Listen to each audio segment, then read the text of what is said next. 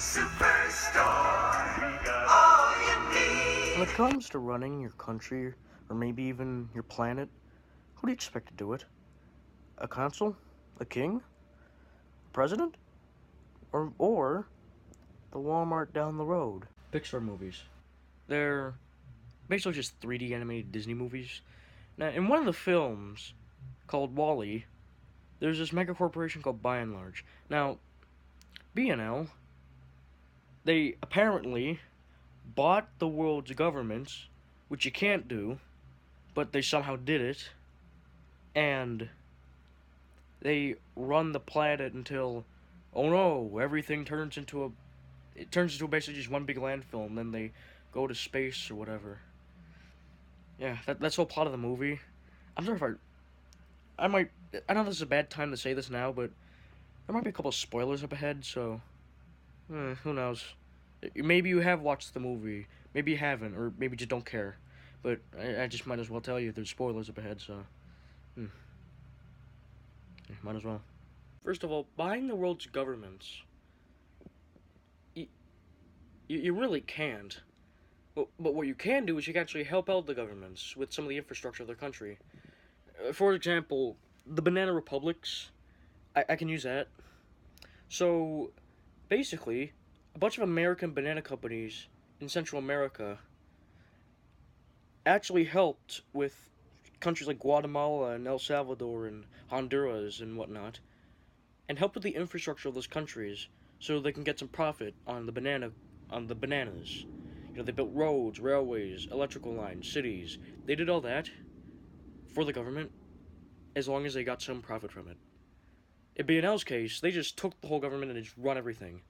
However, what I noticed at the whole movie is that they do allow smaller businesses to run. Like, for an example, you know, when the little robot is passing through the cities, I can see some small businesses, like a cafe or maybe even an office building, that does not have the B&L brand on it.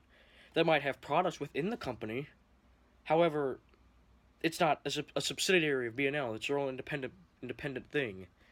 And personally, I think that's kind of an achievement for themselves. You know, they keep out of other people's hair, and they just mind to themselves like, oh, you don't want to be a subsidiary? That's fine. You know, go do you. You know?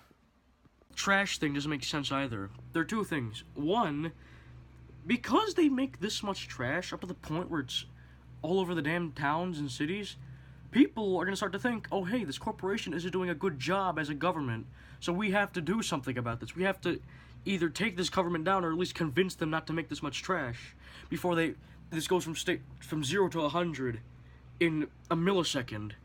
And two, film theory, which I'll be using, stated that by the time that humanity advances, we'll be making less trash more than making more. I'm sorry, that sounded stupid. Long story short, by the time we get more advanced, we'll be making less trash. With advanced governments, like, we could be burning the trash, rather than just... We could be burning that, rather than just piling up. But then the whole global warming effect, but I don't think that's going to be a problem in 2105, because, well, let's be honest here, by that time, we'll probably have a lot worse problems by that time. Yeah. This next one's a big shot in the dark, but like all megacorporations in media, specifically games and movies, sometimes books, they always tend to be a little corrupt. Like Aperture Science from Portal was corrupt, Black Mesa was somewhat corrupt, OCP and Weyland-Yutani from RoboCop and Alien were corrupt. Hell, even Santa's Workshop from the Santa Claus was corrupt in some way. And now, I don't know if B&L was corrupt for sure, but again, film theory stated that B&L these are all just theories.